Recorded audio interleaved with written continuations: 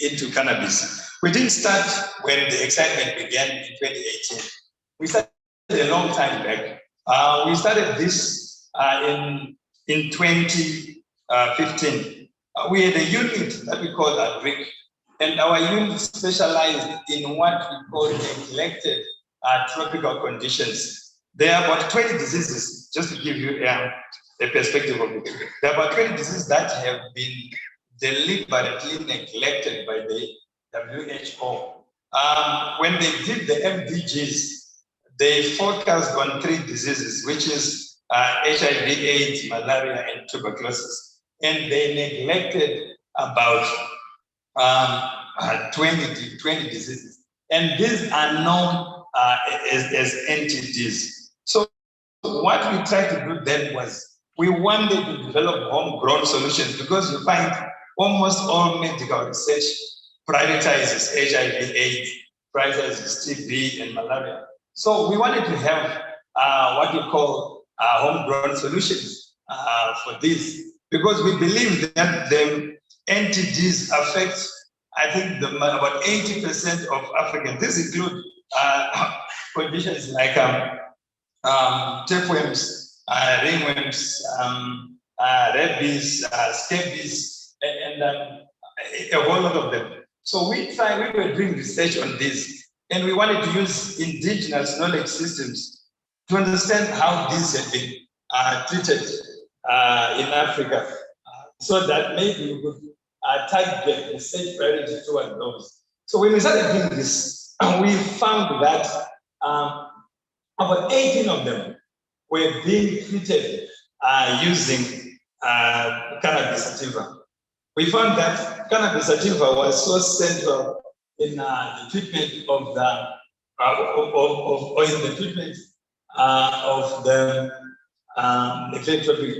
tropical conditions. So when we looked at that, and when we realized that cannabis sativa was at the center of the treatment, we approached the then HDR, they had degrees by research, and we asked them to start researching on it. But this was 2015, and researching on cannabis was really unheard of. But for some reason, the HDR lent us an ear, and they allowed us to take the first group of students, so that we could try and do research on this. But by that time, the Dangerous Drugs Act was very clear about what you can and what you couldn't do.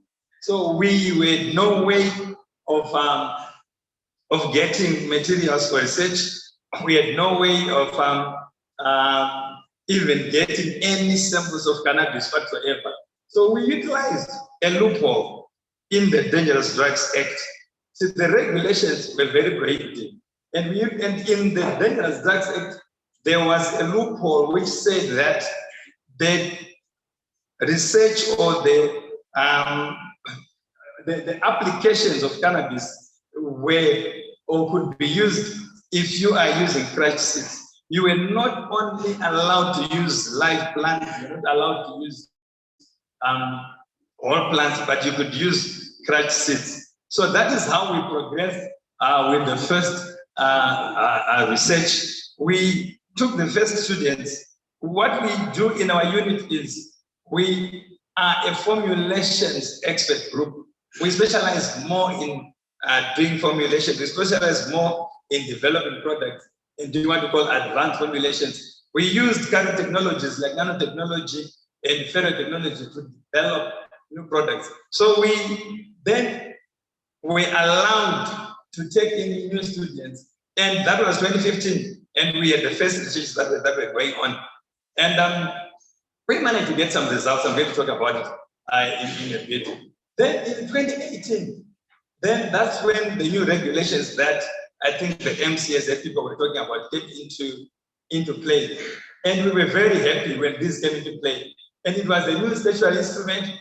And this one dwelled mostly on licensing of sites, licensing of persons involved in the production of medicinal marijuana. That is the problem that we had with the special instrument that came through, which is actually being used. Because there isn't much talk about researchers there isn't much talk about medical research. It's mostly about production of marijuana and related products. And we also realized that the interpretation of this SI is very vague. I think that's why you saw that there was a very heated argument between, I think, researchers and MCSA people when they tried to explain the regulations, because we realized that it was very vague. There was really no room for medical research. But in one of the things that also worried was the licensing fees and everything. He talked about $11,000 something to get an application through, and then you have to pay $5,000 to do the research. But research is research. It's either you find results or you don't find results. So there's no way you can pay that kind of money to just do research when you are not even sure about the result. But again, we also realized that even though we couldn't do the licensing, the other thing was we also tried to get the licensing done, but we realized that there wasn't really much in place. Nobody really seemed to understand how researchers could be licensed. And as usual, we also found that there was a loophole in the new one. I hope they are not listening to the MCS people. So we had to progress with our research. And the only way for us to progress, once we saw, I think Dr. Masuka talked about it, because I've discussed with him, I have told him openly that we are using a loophole in the system. Because we can't pay 11,000 in the research, we can't pay 5,000. But there's a beautiful loophole. Section 64 of the new special instrument that the MCA people presented is a very glaring weakness. Not weakness, strength for us. It has been a very interesting thing. Section 64 talks about who is approved to handle cannabis. It says handle. It's very vague. It says who can handle cannabis. Almost everyone can handle cannabis, from what you can see. Practitioners can handle cannabis. Pharmacists can handle cannabis. Pharmaceutical chemists can handle cannabis. Traditional healers can handle cannabis. Nurses can handle cannabis. So this is exactly how we are progressing. We are progressing our research through a loophole, and it goes on to really open up opportunities for us to enjoy the research. But we are doing this because we believe that the regulations are really not conducive for anybody to do any meaningful research. We have been doing this. I think this running battles with the MTZ for some time now, because we find that not everything can be solved through clinical trials. We are mindful that there are 80% of Zimbabweans use alternative medicines, 80%. And there is a clear-cut system of people. There is a traditional medicinal practitioners society of Zimbabwe, which is a fully constituted body under the Ministry of Health. There is now a new one, I think it's called the Allied Health. There's a new one now. And all these are legal bodies which have got, which are duly constituted, and they have products. And what you do with those is, as long as a product has testimony or testimonials, it can proceed to be used. The traditional medicinal cannabis practitioners act of Zimbabwe says you can treat your patient with your medicine. You do not have to go and exercise with anyone.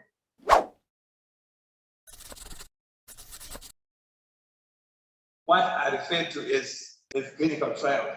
But what we have noticed is we had gone around with our research group, and we had found beautiful testimonies of people that had been treated cervical cancer, skin cancer, using marijuana.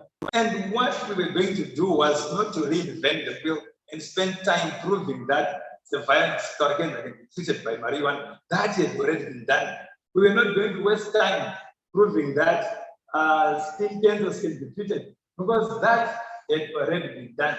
So what we're going to do was we're going to develop products using our pharmaceutics knowledge and combining that with what the traditional healers had as testimonials.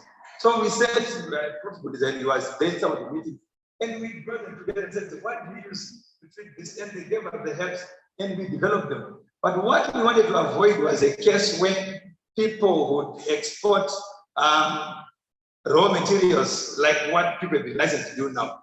We wanted people to be able to manufacture the products, and we were also going to use advanced technologies. So the first thing we did was we wanted to be sure that that cannabis sativa was safe, and we wanted to make sure that if you apply it topically on your skin to treat cancer, there was no capacity for what we call percutaneous absorption, but you don't get your blood cells. We did that, and we found that there was a little bit of cannabis that we find in the blood. So we used that technology to make sure that we retard that what we call intracellular transfer, and that's what we did. We also found that the traditional healers use the herb because of its antioxidants, and when we tested it, it wasn't the best antioxidant treatment you have for cancer.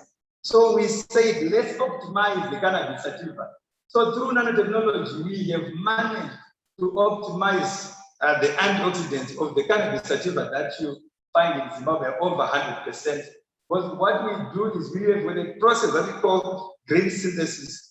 Green synthesis, we can make nanoparticles of gold and silver using cannabis sativa. So we made gold and silver nanoparticles using cannabis sativa. We reduce the metallic forms into the individual materials, and these have got serious potency, and they can be used to treat cancers. There is nothing new about it. Gold and silver have been used before to do this. And also, but what's unique about what we've done, which is being patented, is we are now using cannabis sativa to develop the gold and silver nanoparticles. This is the first thing that we did with the students. Then we also did what we think is a pioneer. If you Google us, that's what you'll find. We've got a pioneering treatment for people with albinism. Because albinism affects 1 in every 20,000 people in the world. But in Zimbabwe, there are 10,000 people with albinism. Out of the population, 30 million. That's 1 in 500, which is a 500-fold increase. So even though it's not conservation outside Zimbabwe, it's an issue to us. So we made a solar gas retardant treatment for people with albinism. We tried as well to look at loopholes to see how we can get this. We were not going to register these things because these things are backed by scientific studies, and these things are known to work, and we developed this treatment. So people with albinism in Zimbabwe are currently actually using this treatment, even though it did not go through the normal, otherwise it was not going to see the light of day if we had gone through the other processes.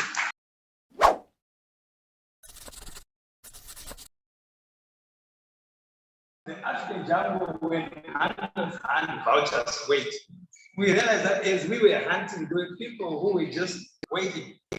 And we realized that we believe that if you want to eat a cake, you must learn to bake your own cakes. But people don't do that. People actually wait for you to do all these things, and then they want to be part of things that are already there. We're very worried as researchers. We are very worried about things that are referred to as partnerships, because we find partnerships to be highly patronizing and highly I can't find the right way for it. Because what happens with partnerships is the most of them, they want to ignore the past work, and they want to ignore the history. We've been here for 7 years, and somebody comes say, let's partner each other and start doing this. We have become partners for 7 years. Research is not a hobby. We are not doing this because we love doing this, or maybe because, but we believe that a lot of investors think that we are in it for the game. They think it's a job, they think it's fun, they think it's a hobby, but this is work. So if you want to partner researchers, you must acknowledge what has been done. There are things that money can't buy. If money could buy everything, then why don't you do the research? There are things that cannot be bought by money. But we find that there is this tendency to think you can come and harness and employ people who are in research because that's where they are with the lab course. we have been approached by so many people to be part of these things. We have not given away any of this. 3 of our products are fully patented. We have not even sold the patents because we believe that people must learn to be part of things. People must learn to, because when you want to be part of research, be prepared to finance even research that may fail. You can only part, you cannot only come in and really want to put in money because there's a winning formula. Come in and be part of research. So we really have got issues with the way that is called partnerships. Partnerships, because we think it's one way of trying to reap where people have not sown. We want people who come to partners even when we are failing. We want people that can be given to finance and to give us stipend when we earn, not only because we've got something that has been patented. So we really had problems. And I think we spoke about this before. We also learned from the years of experience of the West, from the way we did that. Guruveno Skangani Maftai, with the bacon fries in his own fat. We think the legislators and the regulators are frying in their own fat because they are not promoting research. There is too much regulation. The M says that things, what they call clinical trials are the answer to everything. Why would you need clinical trials for even Zimbabwe? That has been used all these years. That's why we couldn't even find a cure, something for COVID, isn't it? Why would you ask for clinical trials for steaming? Why would you? Why would you?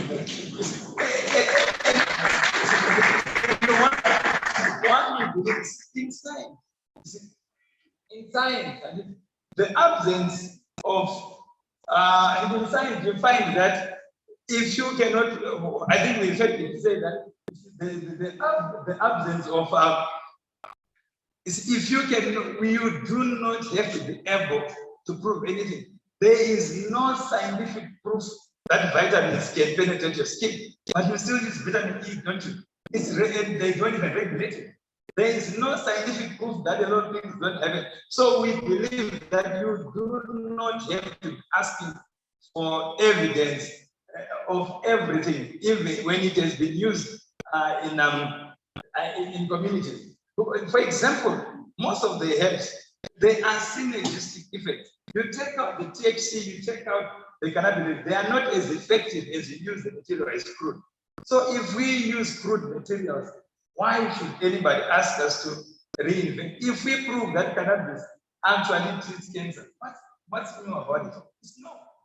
So we feel that we are being asked to prove things that have already, what Professor said, is already known. And another lesson that we got from it was that it is impossible to say what is impossible. See, these things keep on changing, new things keep on coming up. And we mustn't, I think we have to remove the mindset that we have all along, that researchers to be controlled, researchers must be controlled, they must toe the line, then they must find 5,000 to register, then they need 11,000. Then, but they are going to clinical trials for those who know them are not simply testing a product. They have got 4 phases, and the phases cost hundreds of thousands of dollars. To develop a drug, it's $100 million business. So if someone is going to tell you that you need clinical trials, unless they don't know what they're talking about, they're simply telling you, but you are not going to be able to do it because you can't afford them. Clinical trials means that you need to find 500-600 volunteers to do this. Where can you find them? And what are you pay them? Clinical trials are not things that you just wake up and tell a person, go do clinical trials.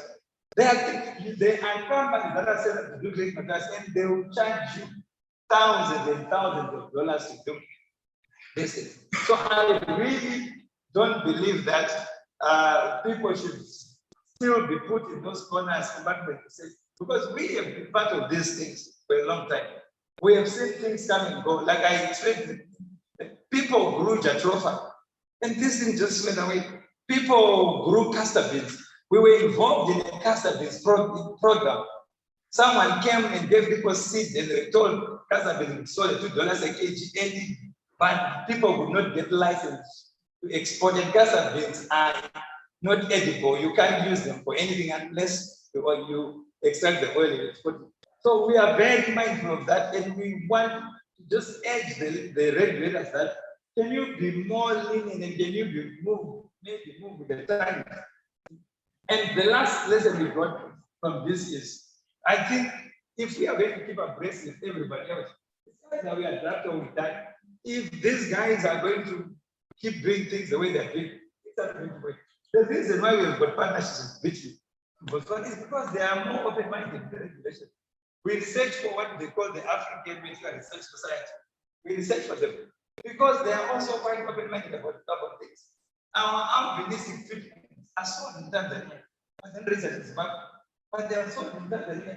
The Tanzanian High Commissioner saw us at a fair and invited us to come and make these things in Tanzania.